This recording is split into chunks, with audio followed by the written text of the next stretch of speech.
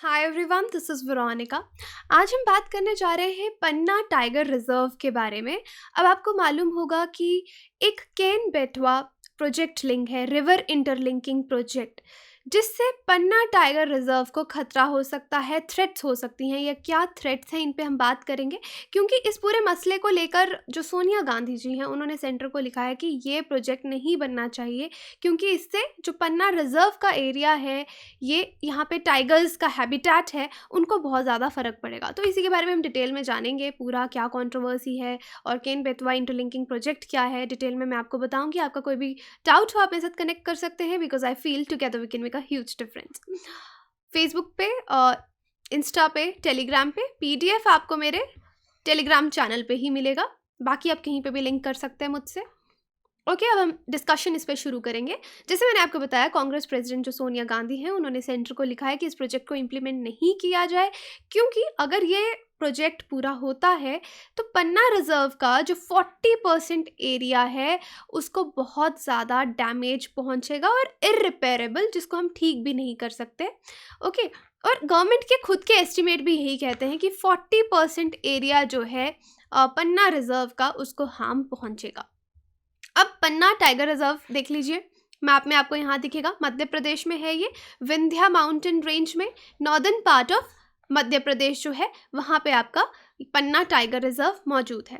अब केन रिवर की जो हम बात कर रहे हैं, ये केन और बेतवा जो इंटरलिंकिंग प्रोजेक्ट बनने वाला है, दोनों ही रिवर्स जो हैं वो यमुना रिवर की ट्राइब्यूटरीज हैं, और जो केन रिवर है ये इस पन्ना रिजर्व से बहता है, यहाँ पे फ्लो करता है, इसके बीच से गुजरता है। और वैसे भी ये रीजन आप जानते हैं, पन्ना डायमंड माइनिंग के लिए भी काफ़ी फेमस है, और यहाँ पे इंटरलिंकिंग प्रोजेक्ट जो है वो टाइगर रिजर्व से गुजरेगा, Ken Betwa river interlinking project.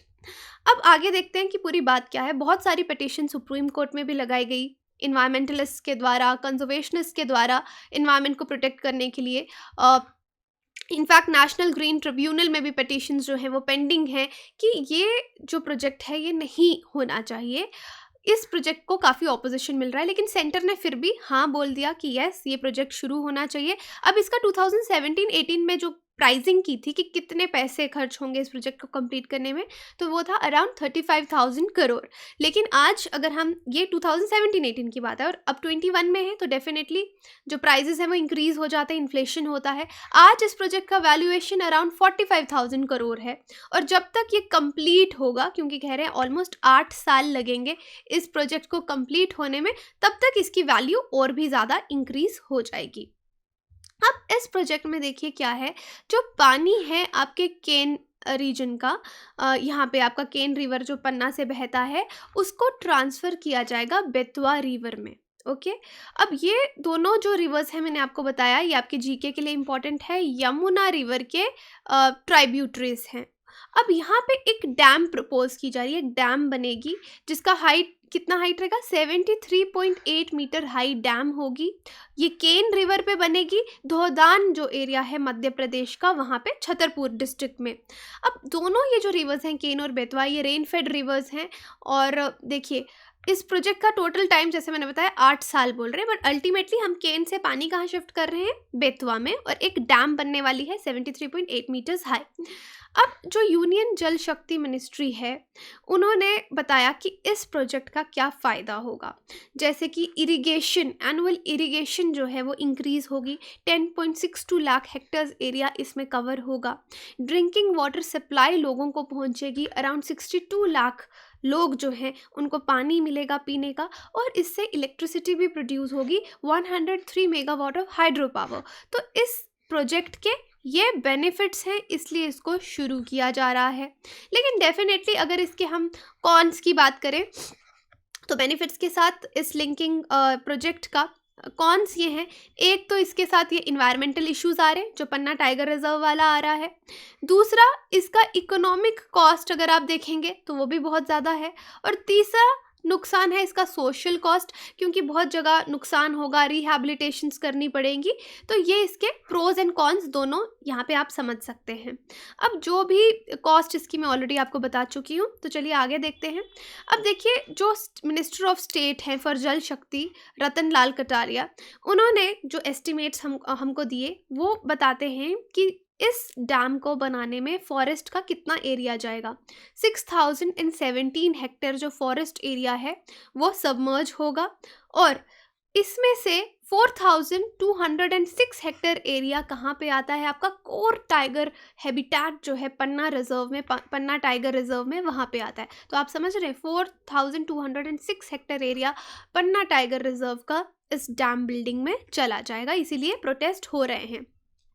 और यहाँ पे बोला जा रहा है कि जैसे सोनिया गांधी ने अपनी लेटर में लिखा कि इसको, ये जो पूरा पन्ना रिजर्व है, इसको बहुत मेहनत से बनाया गया है, इस रिजर्व को रिवाइव किया गया है, बहुत डिफ़िकल्टीज़ के साथ यहाँ पे टाइगर्स को ट्रांसलोकेट किया गया और उनकी सक्सेसफुल ब्रीडिंग जो है वो हमने देखी हुई। लेकिन अब इस जो ये रिवर लिंकिंग प्रोजेक्ट है, इससे इसको काफ़ी नुकसान होगा। आप देखिए 18 लाख ट्रीज़, 18 लाख पेड़ जो हैं वो काटे जाएंगे, इन्वायरमेंट को नुकसान है। तो एक सीरियस क्वेश्चन यहाँ पे आ रहा है कि क्या ये प्रोजेक्ट इतना इंपॉर्टेंट है, क्योंकि इन्वायरमेंटलिस्ट की तरफ से बहुत ज़्यादा इसमें रेजिस्टेंस देखने को मिल रहा है। तो जो रमेश हैं, उन्होंने 10 साल पहले भी गवर्नमेंट को कुछ हिदायतें दी थी, लेकिन जिस पे काम नहीं किया गया। लेकिन अभी हम सेंटर को देखें, जैसे 90% फाइनेंस कॉस्ट कौन है, वो सेंटर कर रहा है। इस तरह के 30 रिवर इंटरलिंकिंग प्रोजेक्ट्स हैं जो शुरू होने वाले हैं, लेकिन इसको प्रायोरिटी दी जा रही है। तो प्रोजेक्ट जो है, इसके बेनिफिट्स मैं आपको बता चुकी हूँ कि क्या क्या है। लेकिन पैंडेमिक के टाइम पे, जब ऑलरेडी एक economic crisis kind of country में चल रहा है, तो क्या हम इतना सारा पैसा इस प्रोजेक्ट में डाइवर्ट कर सकते हैं? ये भी एक क्वेश्चन है।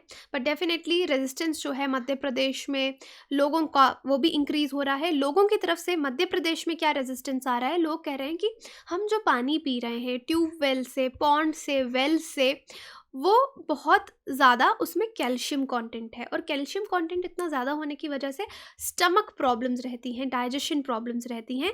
तो वो नहीं चाहते कि केन रिवर का पानी डाइवर्ट किया जाए। वो कहते हैं ये पानी उनको मिलना चाहिए एज ड्रिंकिंग वाटर, ताकि उनकी जो क्रोनिक स्टमक एलिमेंट्स हैं वो दूर हो सकें, जिससे वहाँ की इस एरिया की पूरी पॉपुलेशन एक लंबे समय से सफ़र कर रही है। इसलिए वहाँ के लोकल लोगों की तरफ से ये रेजिस्टेंस देखने को मिल रहा है। तो ये पूरा कंट्रोवर्सी था, क्या लेटर लिखा गया, क्यों लिखा गया, किस बेसिस पे लिखा गया। तो आपको एग्ज़ाम के लिए यहाँ पे क्या मालूम होना चाहिए? प्रीलिम्स के लिए इंपॉर्टेंट है कि पन्ना रिजर्व कहाँ पे है, टाइगर रिजर्व कहाँ पे है।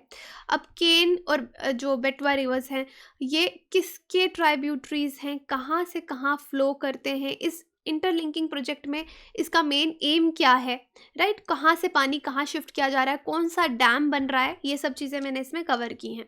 अब जो रिसेंटली चीफ मिनिस्टर्स हैं मध्य प्रदेश और उत्तर प्रदेश के, उन्होंने मेमोरेंडम MOU जो है वो साइन किया है केन बेटवा लिंक प्रोजेक्ट शुरू करने के लिए। जब वाटर डे था 22 मार्च, वर्ल्ड वाटर डे, उस दिन इसको शुरू किया गया कि इस एम्बिशियस प्रोजेक्ट को शुरू किया जाए।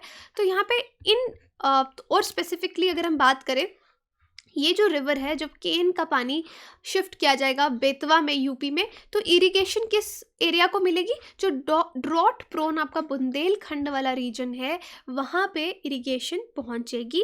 और इसकी आप हाइट मैंने पहले भी बताई है आपको, ऑलमोस्ट 77 मीटर टॉल। पॉइंट आप याद रख सकते हैं, अगर भूल भी जाएंगे तो इतनी बड़ी बात नहीं है। और धौधान डैम नाम याद रखिए। और यहाँ पे 230 किलोमीटर का कैनाल जो है वो सेटअप किया जाएगा। अब अभी तक ये प्रोजेक्ट हमेशा से डिले होता आया है पॉलिटिकल और इन्वायरमेंटल इश्यूज़ की वजह से। जैसे मैं बताया, ट्रिब्यूनल, नेशनल ग्रीन ट्रिब्यूनल और सुप्रीम कोर्ट, दोनों के पास ये पिटीशन अभी तक पेंडिंग है। पेंडिंग होते हुए भी सेंट्रल गवर्नमेंट ने एटलीस्ट अपना फैसला सुना दिया है और इस एम्बिशियस प्रोजेक्ट को शुरू करने की बात कह दी गई है। तो यही था हमारा पूरा डिस्कशन। कोई भी क्वेरी हो आप मुझसे कॉन्टैक्ट कर सकते हैं। बाकी आप हमारी वेबसाइट विजिट कर सकते हैं, एप्लीकेशन डाउनलोड कर सकते हैं। हमारी कोर्सेज़ की जानकारी के लिए EMI पे भी अवेलेबल है, सब जानकारी आपको वहाँ मिलेगी। Thank you so much.